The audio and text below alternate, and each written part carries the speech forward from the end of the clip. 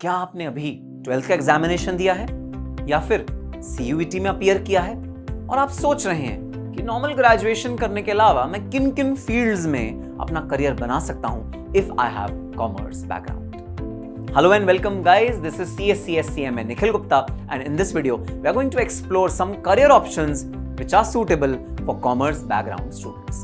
And yes, ऐसा नहीं है कि ये करियर ऑप्शंस साइंस के स्टूडेंट्स नहीं कर सकते। These options are equally relevant for science background students as well.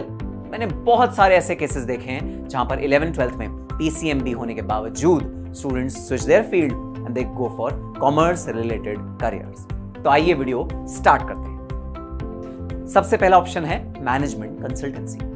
आजकल के जमाने में जहां पर बड़े बड़े कॉन्ग्लोमरेट्स आ गए हैं, बड़ी बड़ी कंपनीज आ गई हैं, वो मल्टीपल प्रोडक्ट्स बनाते हैं, उनका जो बिजनेस है वो पूरे वर्ल्ड में एक्सपैंड हो रहा है। मैनेजमेंट कंसल्टेंट्स की रिक्वायरमेंट बहुत ज्यादा बढ़ गई है।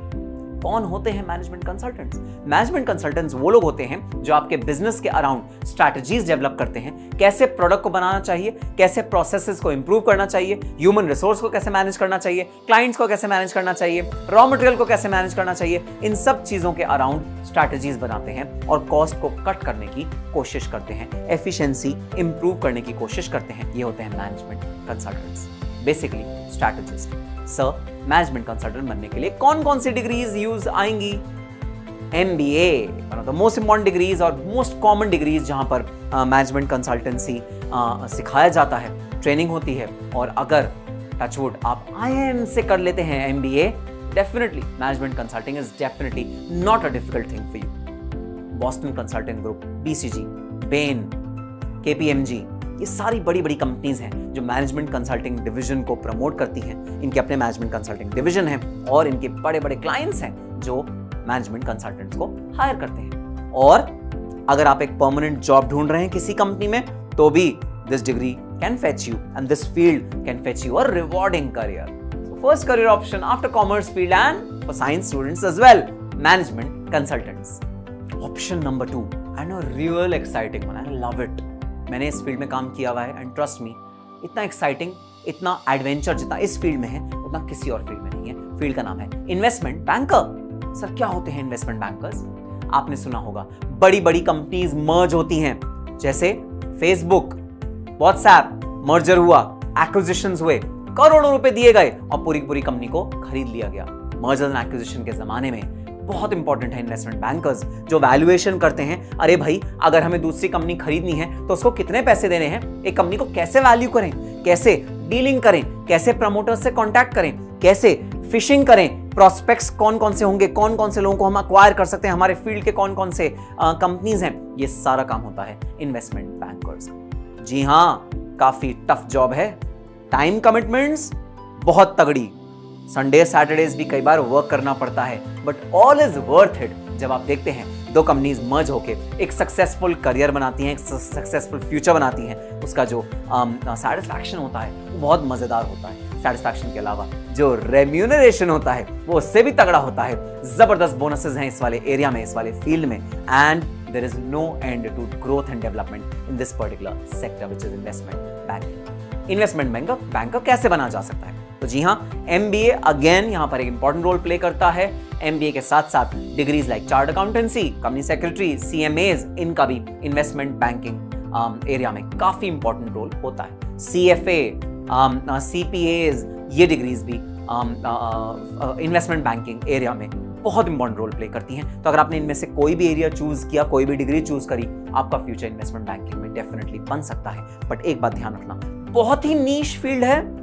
So since the beginning of your career, you have to eye towards it. Articleship, apprenticeship, training, इसी फील्ड में करना एडवाइजेबल है। तो शुरू से ही अपना फोकस क्लियर रखिए अगर आपको ये फील्ड चाहिए, और अपने मेंटोर्स से, अपने गाइड से बात करते रहिए, and this can be a rewarding career for you. Field number 3, financial consultancy. एक बात बताओ, वो कौन सी चीज है जो हमारी बॉडी को अप एंड रनिंग रखती है, जिसका फ्लो अगर हमारी बॉडी में रुक जाए बॉडी स्टैंड स्टिल पे आ सकती है? ब्लड। तो जो रोल हमारी बॉडी में ब्लड प्ले करता है, वही रोल किसी कंपनी में फाइनेंस का होता है। अगर फाइनेंस का फ्लो कहीं रुका तो company will come to a standstill. तो क्या रोल होता है फाइनेंशियल कंसल्टेंट्स का? पैसा कहां से आएगा, पैसा कहां इन्वेस्ट होगा, और जो प्रॉफिट आया उसको कहां डिस्ट्रीब्यूट करेंगे, ये 3 मेजर डिसीजंस हैं जो फाइनेंशियल कंसल्टेंट्स लेते हैं। तो my third favourite pick for a commerce student will be a financial consultant. और फाइनेंस सिर्फ एक तरीका का नहीं होता, बहुत सारे तरीके का होता है। For example, taxes is one of the important aspect of your finance.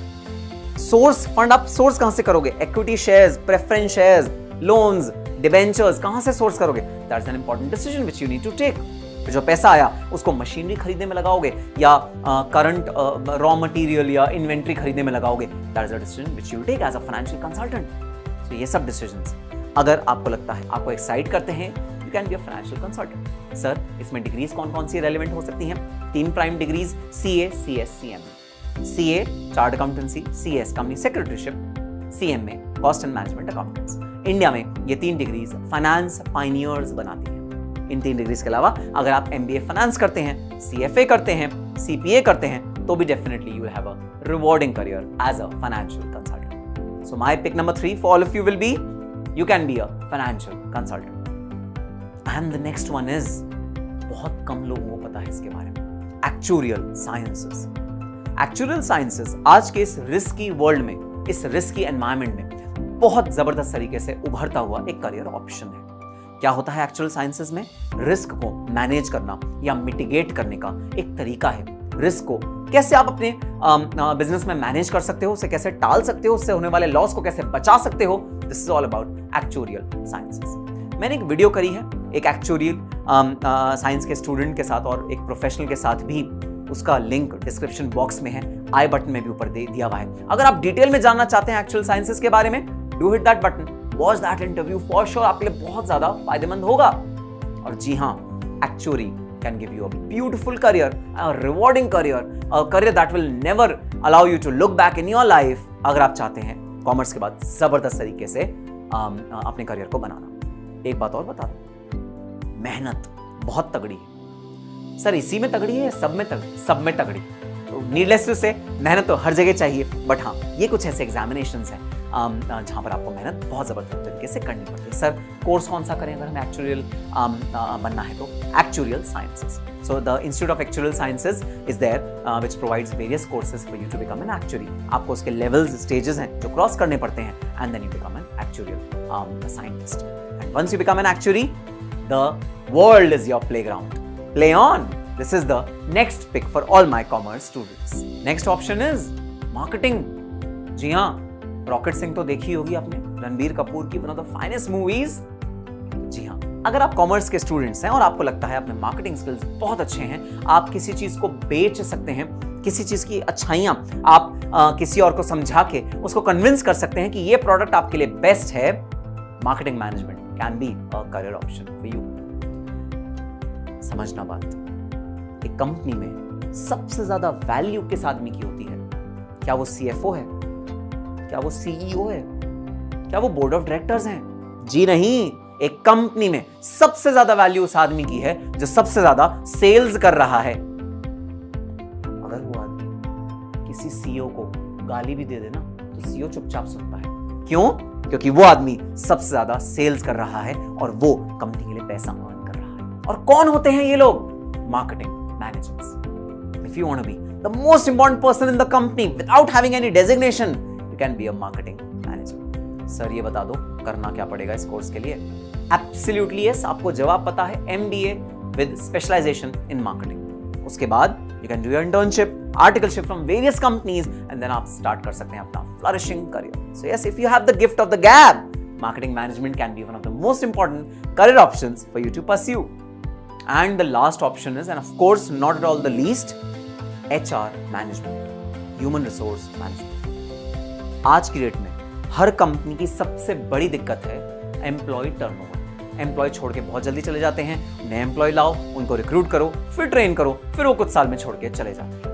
Therefore, we need very good HR managers. We need HR heads जो दुखती नब्ज समझे एम्प्लॉइज की और उन्हें जाने से रोके। तो अगर आपको लगता है कि आपके इंटरपर्सनल स्किल्स, क्या होते हैं इंटरपर्सनल स्किल्स? आप दोस्त बहुत अच्छे बना सकते हैं, आप दोस्तों को रख बहुत अच्छी तरह कर सकते हैं, आप अपने टीचर्स के साथ बहुत अच्छा रिलेशनशिप बना के रख सकते हैं, और आप वो स्टूडेंट हैं जिनका सबके साथ एक अच्छा रिलेशनशिप, एक कॉर्डियल रिलेशनशिप रहता है। These are known as interpersonal skills. अगर आपके इंटरपर्सनल स्किल्स बहुत अच्छे हैं, आप हैं एक एक्सट्रोवर्ट जिसको लोगों से बात करना, उनकी तकलीफ दूर करना, उनकी बात सुनना बहुत अच्छा लगता है, HR management can be one of the very important and very beautiful career options for all of you. मैं आपको बता दूं, आप सोच रहे होंगे सर HR मैनेजर मतलब पढ़ाई नहीं करनी पड़ेगी, MBA करो HR में और HR मैनेजर बन जाएंगे। Let me tell you, KPMG का HR head is a chartered accountant. तो जी हाँ, इतनी वैल्यूएबल डिग्री लेने के बाद she chose path as a HR manager. ऐसा जरूरी नहीं है कि MBA HR ही एक मात्र सोर्स है HR मैनेजर बनने का। आप एक कोई और डिग्री परस्यू कर सकते हैं, उसके बाद आप HR फील्ड में जा सकते हैं। It is very much possible. But yes, as I have already said, MBA in HR is one of the preferable degrees जो आपको काम आएगा अगर आप HR मैनेजर किसी भी कंपनी के बनना चाहते हैं। बिल्कुल भी चिंता मत करिएगा, HR doesn't mean ये एक लो ग्रेड जॉब है या ये टेक्निकल स्किल्स आपके बहुत ज्यादा हार्नेस नहीं करता।